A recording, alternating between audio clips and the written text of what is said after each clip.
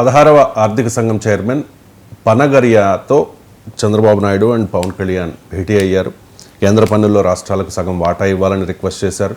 దాంతోపాటు గత ప్రభుత్వ హయాంలో చాలా ఆర్థికంగా ఇబ్బందులు పడ్డాం కాబట్టి మా రాష్ట్రాన్ని ఆదుకోవాలి అని కూడా రిక్వెస్ట్ చేశారు. అండ్ ఈ ప్రత్యేక హోదాకు సంబంధించి పనగరియా ఒక కామెంట్ చేశారు. సార్, ఏపీకి స్పెషల్ స్టేటస్ ఇచ్చే ఛాన్సే లేదు అని పనగరియా చాలా క్లియర్గా చెప్పేశారు. సో కూటమి నేతలు ఆ విషయంపై మాట్లాడలేదు, స్పందించలేదు. సో పనగరియా వ్యాఖ్యల్ని అండ్ కూటమి నేతలు స్పందించకపోవడాన్ని ఏ రకంగా చూడాలి అండ్ ఇది ఎంతవరకు న్యాయం అంటే ఏం చెప్తారు? కూటమి నేతలు అసలు అడిగారు అన్నది పాయింట్ కదా. నేను మీడియాలో చదివింది అంటే అఫ్కోర్స్ డైరెక్ట్గా ఫైనాన్స్ కమిషన్కి సబ్మిట్ చేసిన రిప్రజెంటేషన్ కాపీ నాకు అందుబాటులో లేదు. కానీ ఆ రిప్రజెంటేషన్లో ప్రత్యేక హోదా ప్రస్తావనే లేదు అని చదివాను మీడియాలో. సో రిప్రజెంటేషన్లో కనీసం కస్టమరీగా పెట్టారో లేదో తెలియదు, కానీ ప్రముఖంగా అయితే ఎక్కడా చంద్రబాబు నాయుడు ప్రత్యేక హోదా అడిగాడని, పవన్ కళ్యాణ్ ప్రత్యేక హోదా అడిగాడని అయితే మీడియాలో రాలే. ఖచ్చితంగా వచ్చేది. అడగకపోతే అమ్మాయిని అన్నం పెట్టదు కదా. అసలు ఫస్ట్ వీళ్ళు కూడా అడగలేదు. అది మధ్యలో ఏదో విలేకరుల సమావేశంలో వచ్చినట్టుంది. ఆ చైర్మన్ మాట్లాడింది. అసలు ప్రత్యేక హోదా పైన మోడీ ప్రభుత్వానికి మద్దతు ఉపసంహరించుకున్న పార్టీ తెలుగుదేశం పార్టీ. ప్రత్యేక హోదా పైన నాకు ఎంపీలు లేరు, మీకు ఎంపీలు ఉన్నారు, మీకు దమ్ము లేదా, ధైర్యం లేదా, మీరు ప్రత్యేక అవిశ్వాస తీర్మానం పెట్టండి, దేశమంతా తిరిగి నేను మద్దతు కూడగడతానన్న నాయకుడు పవన్ కళ్యాణ్. పార్లమెంట్లో పోటీ పడి అవిశ్వాస తీర్మానాలు పెట్టారు చంద్రబాబు, జగన్లు. విచిత్రం ఏంటంటే ఇప్పుడు అందరూ వదిలేశారు ప్రత్యేక హోదా. సో ఇప్పుడు అందరూ వదిలేశారు. బాధేస్తుంది అసలు. ఎందుకు వదిలేశారు? మరి కారణం ఏంటి? ఆన్సర్ ఉండాలి కదా. సో ప్రత్యేక ప్యాకేజ్ గొప్పదని కొన్ని రోజులు అంటాడు చంద్రబాబు నాయుడు, మళ్ళీ ప్రత్యేక ప్యాకేజ్ కాదు ప్రత్యేక హోదానే కావాలి అంటాడు. ఇప్పుడు ప్రత్యేక ప్యాకేజ్ వేయింది, ప్రత్యేక హోదా వేయింది, అన్నీ వినాయి. ఇప్పుడు మరి ఎక్కడికి వచ్చిందంటే మళ్ళీ ఆ మోడీని పిలిచి అమరావతి పనుల ప్రారంభం అని మొదలుకొచ్చింది. అంతకుముందు చంద్రబాబు నాయుడు అన్నాడు మాకు మట్టి నీళ్ళు తప్ప మకానం ఏం కొట్టాడని. ఇప్పుడు ఏమిచ్చాడో తెలియదు. కనీసం అమరావతికో 50,000 కోట్లు ఇవ్వమని కూడా అడగరు. ఏమడుగుతారు? అసలు రాజకీయపరమైన ఉపన్యాసాలు ఫైనాన్స్ కమిషన్ ముందు. సో అందువల్ల ఫండమెంటల్ క్వశ్చన్ మన వాళ్ళే వదిలేసినాక ఇక అరవింద్ పనగారేనని ఏం లాభం? తప్పు మన దగ్గర పెట్టుకొని. సో మన నాయకులు ఇప్పుడు 16th ఫైనాన్స్ కమిషన్కు రిప్రజెంటేషన్లో అధికార పార్టీ కానీ ప్రతిపక్ష పార్టీ కానీ ప్రతిపక్ష హోదా గురించి ప్రముఖంగా అడగకపోతే అడిగిన వాళ్ళు ఎవరు? చిన్న చిన్న వామపక్ష పార్టీలు, ఇతర చిన్న వాళ్ళు అడిగారు. వాళ్ళ బలం లేదు. అడగాల్సింది అధికారంలో ఉన్న వాళ్ళు అడగరు, ప్రతిపక్షంలో ఉన్న ప్రముఖులు అడగరు. సో ఎందుకు అడగరు అంటే మరి దీనికి అడగరా? ప్రజలకే అర్థమైపోతుంది కదా. ఎందుకు మరి అవసరం లేదా ప్రత్యేక హోదా? పెట్టుబడులు కావాలని దావోస్ తిరుగుతారు, అమెరికా తిరుగుతారు. పెట్టుబడులు రావడానికి ప్రత్యేక హోదా కీలకం కదా. హిమాచల్ ప్రదేశ్కు ప్రత్యేక హోదా వచ్చాకనే హైదరాబాద్ చెందిన ఫార్మా ఇండస్ట్రీస్ కూడా హిమాచల్ ప్రదేశ్కు రీలొకేట్ అయినాయా లేవా? ఎందుకంటే ప్రత్యేక హోదా ఉంటే పారిశ్రామిక పెట్టుబడులకు రాయితీలు వస్తాయి కదా. పోనీ ప్రత్యేక హోదా లేకపోయినా విభజన చట్టంలో పారిశ్రామిక రాయితీలు ఇవ్వాలని ఉంది, ఇండస్ట్రియల్ ఇన్సెంటివ్స్ ఇవ్వాలని, అది కూడా అడగరు. మీకు చూడండి ఎక్కడ అడగరు, అవి కూడా అడగరు.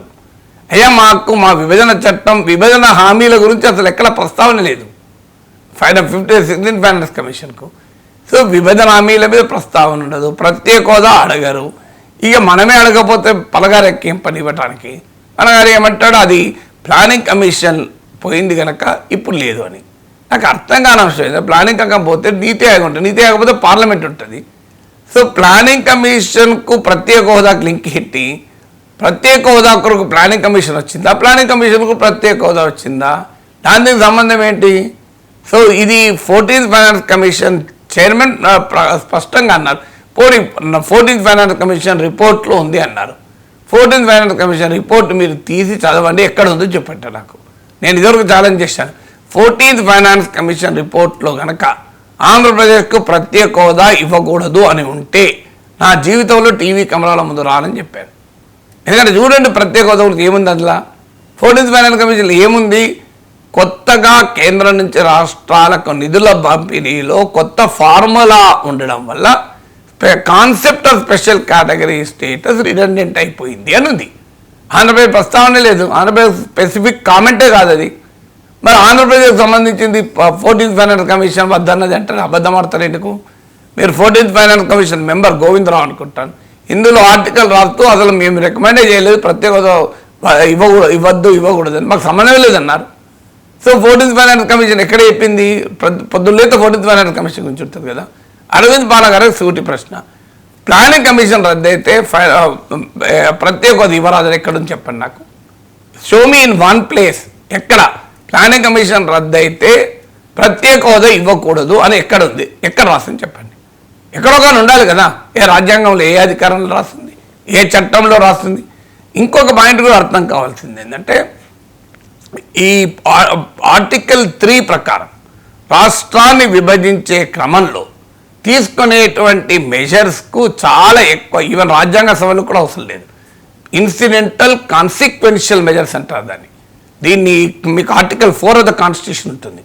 సో కాన్సిక్వెన్షియల్ ఇన్సిడెంటల్ మెజర్స్ ఏంటి అంటే, ఒక ఆర్టికల్ 3 ద్వారా రాష్ట్రాన్ని విభజించాల్సి వచ్చినప్పుడు అవసరమైన చర్యలకు ఒక ప్రత్యేకత ఉంటుంది.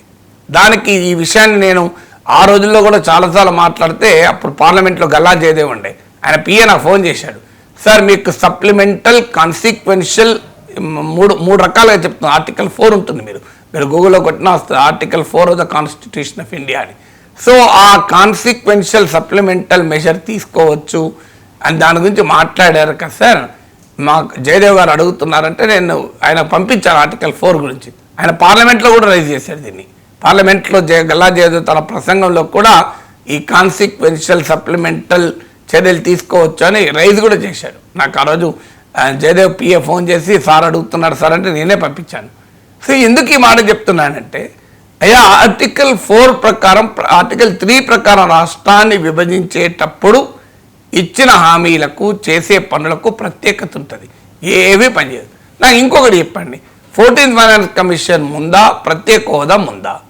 14th ఫైనాన్స్ కమిషన్ సిఫారసుల పైన ప్రత్యేక హోదా హామీ రాలే. ప్రత్యేక హోదా హామీ రాష్ట్ర విభజన సందర్భంగా రాజ్యసభలో ప్రైమ్ మినిస్టర్స్ అష్యూరెన్స్ రూపంలో వచ్చింది అది. సో అందువల్ల the very concept of special category status is predicated upon the very bifurcation of the state is predicated upon special status. అంటే ఏంటి? అసలు రాష్ట్ర విభజనకే ప్రాతిపదిక ప్రత్యేక హోదా. మరి రాష్ట్ర విభజనకు ప్రాతిపదిక అయిన ప్రత్యేక హోదాను ఎలా కాదంటారు? అంటే రాష్ట్ర విభజనే క్వశ్చనబుల్ అవుతుంది కదా. నేను ఆ రోజు కూడా చెప్పాను, దీన్ని చట్టంలో పెట్టించుకోండి అని ఒక 200 వీడియోల్లో చెప్పుంటాను. 2014 సమయంలో అప్పటికి యూట్యూబ్ లేదు కనుక ఆ వీడియోలు నా దగ్గర నా లేవు, బహుశా టీవీ వాళ్ళ దగ్గర ఉంటాయి. 200 టైం చెప్పుంటాను. కానీ ఆ రోజు ఒక్క పార్టీ అంటే ఒక్క పార్టీ, ఎవ్వరు టీడీపీ వైసీపీ ఎవ్వరు కూడా పట్టించుకోలే. అయ్యా దీన్ని మీరు చట్టంలో పెట్టించుకోండి, లేకపోతే దీనికి వాల్యూ ఉండదు, ఇబ్బంది వస్తుంది, ఆంధ్రప్రదేశ్ ప్రజలకు అన్యాయం జరుగుతుంది అని మొత్తుకున్నాం. ఒక్క రాజకీయ పార్టీ పట్టించుకోలే. ఇవాళ మళ్ళీ 5 ఏళ్ళు 2018-19లో రాజకీయం చేశారు, గత మళ్ళీ ప్రత్యేక హోదా మానేశారు. ఆంధ్రప్రదేశ్ ప్రజలకు అతిపెద్ద శత్రువు రాజకీయ నాయకులే, రాజకీయ పార్టీలే. పొద్దున్న లేస్తే కులం పేరిట కొట్లాట, సో పార్టీ పేరిట కొట్లాట, నాయకులకు అభిమానులుగా కొట్లాట, సోషల్ మీడియాలో బూతులు తిట్టుకోవడం పైన కాంపిటీషన్. కానీ అయ్యే మా రాష్ట్రానికి ఇది కావాలి, మా రాష్ట్రం అభివృద్ధి చెందాలి, ఈ గోలే లేదే. ఇది నేను ధైర్యంగా అనగలుగుతున్నా పవన్ కళ్యాణ్ అన్న తర్వాత. ఇక్కడ పవన్ కళ్యాణ్ అన్నాడు మా కులం గోలే రాష్ట్రానికి, రాష్ట్రంలో కులం గోలు ఎక్కువైపోయిందని. సో ఇదే గోల కదా. సో ఇంతకాలం ఇట్లా ఆంధ్రప్రదేశ్ అన్యాయం చేస్తారు. గొప్ప సమాజం, హైలీ ఎంటర్ప్రెన్యూరల్ సొసైటీ, చరిత్ర కలిగినటువంటి తెలుగు బిడ్డలు ఎంతకాలం ఈ రాజకీయ సంస్కృతికి బలి కావాలి అంటాను. సో ఎందుకు ఒక్కసారి పనగారి అన్నప్పుడు చంద్రబాబు నాయుడు ఖండించాలగా లేదా దాన్ని? ఎవరు చెప్పారయ్యా ప్రత్యేక హోదా ఎందుకు, ప్లానింగ్ కమిషన్ సంబంధం ఏంటి? పార్లమెంట్లో చట్టం ద్వారా రాష్ట్రాన్ని విభజించారు, సీమాంధ్ర ప్రజల అభిష్టానికి భిన్నంగా విభజించారు.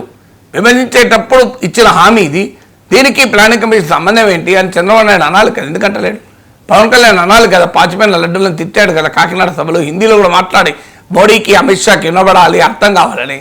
ఎందుకు మాట్లాడారు? వైఎస్ జగన్ ఎందుకు మాట్లాడాడు? ఎవరు మాట్లాడచ్చు చూడండి, కామ్, ఎవ్రీథింగ్ కామ్. మరి ఆ సిబిఐని చూసి భయమా, ఈడీని చూసి భయమా, దేని చూసి భయం? మళ్ళీ ఇందులో మోడీ అవసరం ఉందా ఇక్కడ ఏ పార్టీకైనా? 164 సీట్లలో బీజేపీకి ఉన్న సీట్లు ఎన్ని? బీజేపీ పైన ఆధారపడ్డరా?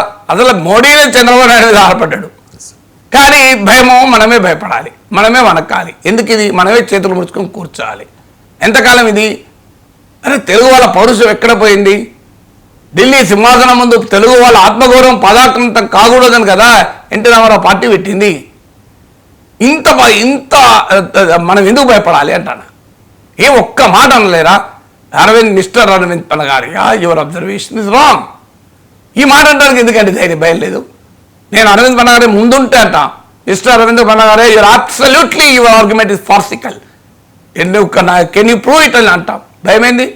ఎందుకంటే మనకు సిబిఐ భయం లేదు, నాకు ఈడీ భయం లేదు, నాకు ఏ భయం లేదు. అందుకని అనగలుగుతాను. మీరు ఎందుకు అనలేరు? అధికారంలో ఉన్నవాడికి ఎక్కువ గట్టిగా అనగలగాలి కదా. కోట్లాది మంది ప్రజలు మీకు ఓట్లేసి మీకు బలాన్ని ఇచ్చారు కదా. మీరంటే లక్షలాది మంది రోడ్ల మీదకి వస్తారు కదా. ఎందుకు ఇంత భయపడాలి మీరు అని అంటున్నాను నేను. ఒక్క మాట అనడానికి ఏ మోడీ కొడతారా, తిరుగుతారా? నాకు మా రాష్ట్రానికి ప్రత్యేక హోదా ఇవ్వాలండి, మీరు అలా అనడం న్యాయం కాదండి అంటే కూడా అట్లంటావా ఈడీ వస్తుంది అంటాడా మోడీ? అంత భయపడడం ఎందుకండి? నాకు అర్థం కాదు. అరవింద్ పనగారి ఆ స్టేట్మెంట్ ఖండించడానికి కూడా భయమా? అరే ఖండించకండి, పోని భాష ఖండించడం పెద్ద పదం. వి ఎక్స్ప్రెస్ అవర్ డిస్ప్లెజర్ అనండి, మా అసంతృప్తిని వ్యక్తం చేస్తున్నాం. అరవింద్ పనగార లాంటి పెద్దలకు ఇది భావ్యం కాదు అనండి. భాష ఇది కూడా అనవా అండి? ఏమనవా? అరే మన రాష్ట్రానికి వచ్చి తెలుగులో గడ్డపైన నిలబడి ఎంత ధైర్యం మాట్లాడటానికి? ఎవరిచ్చారు ఈ ధైర్యం? 16th ఫైనాన్స్ కమిషన్ చైర్మన్కు ఏ ప్రాతిపదిక ఇది అంటున్నాడు చెప్పండి? ఆంధ్రప్రదేశ్ ప్రత్యేక హోదా ఇవ్వకూడదని. ఆర్టికల్ 3(4) చదవమంటే ఒకసారి మీరు గూగుల్లో కొట్టమని. Article 4 of the constitution of India అని ఉంటుంది కదా, సప్లిమెంటల్ ఇన్సిడెంటల్ కాన్సిక్వెన్షియల్ మెజర్ తీసుకోవచ్చని. చదవండి, రాజ్యాంగం చదవమంటే ఒకసారి. అసలు 14th ఫైనాన్స్ కమిషన్ రిపోర్ట్ ముందు పెట్టుకుంటాం Arvind Panagariya. Let him show me where it is there, where is it there. Control పెట్టుకోవాలి, వెతుకుతే ఎక్కడెక్కడ స్పెషల్ కేటగిరీ స్టేటస్ ఉన్నదో దొరుకుతుంది. చదవాల్సిన అవసరం కూడా లేదు, 2 నిమిషాలు వస్తుంది. మీరు ఎవరైనా కావాలంటే ఎక్స్పెరిమెంట్ చేయండి, గూగుల్కి వెళ్ళి 14th finance commission report download చేసుకొని కంట్రోల్ పెట్టి స్పెషల్ కేటగిరీ స్టేటస్ అని వెతకండి. ఎక్కడెక్కడ ఉందో కనబడుతుంది, ఎన్ని చోట్ల ఉందో. ఎక్కడన్నా ఆంధ్రప్రదేశ్కి ఇవ్వకూడదని ఉందో చెప్పండి నాకు. Show me, I will never come to the TV cameras. Open challenge ఇది.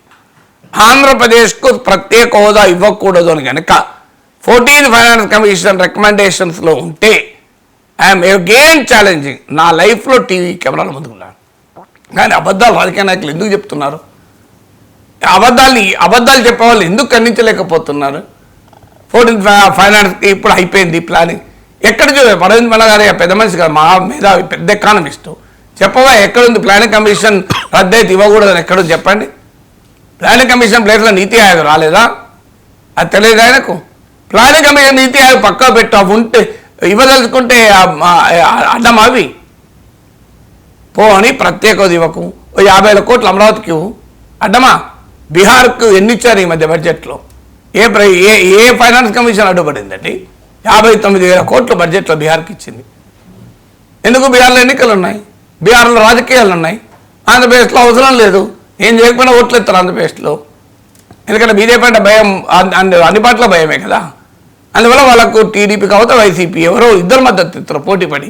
భారతదేశంలో ఏ ఒక్క రాష్ట్రంలో నాకు చూపెట్టండి అధికార ప్రతిపక్ష పార్టీలు ఒకే పార్టీకి అవిశ్వాస తీర్మానం పైన మద్దతు ఇచ్చిన చరిత్ర చూపెట్టండి నాకు.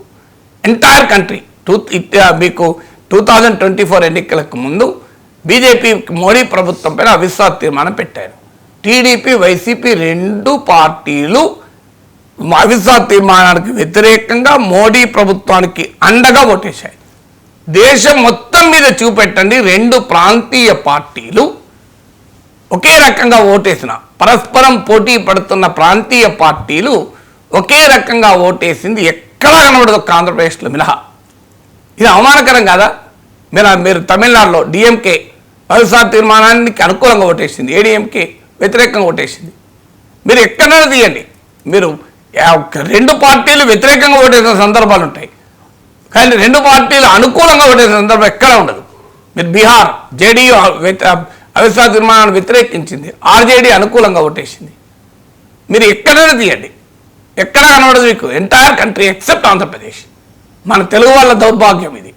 మన వాళ్ళు మాత్రం రాష్ట్రానికి ప్రత్యేక హోదా ఇవ్వకపోయినా ఏమి చేయకపోయినా పోటీ పడి ఆ పార్లమెంట్లో సమర్థిస్తూ ఉంటారు.